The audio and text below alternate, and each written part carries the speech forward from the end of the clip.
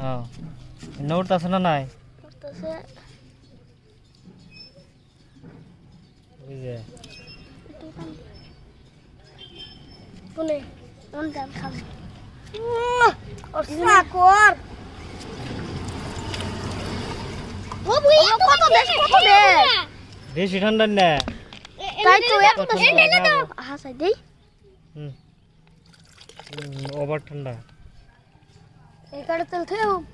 না থোয়া নাও না আমি খাই সেই দি আপনি কি করবেন জানেন পানি টুকু রাখে বরফ যে থাকবো ওটার মধ্যে পানি দিবেন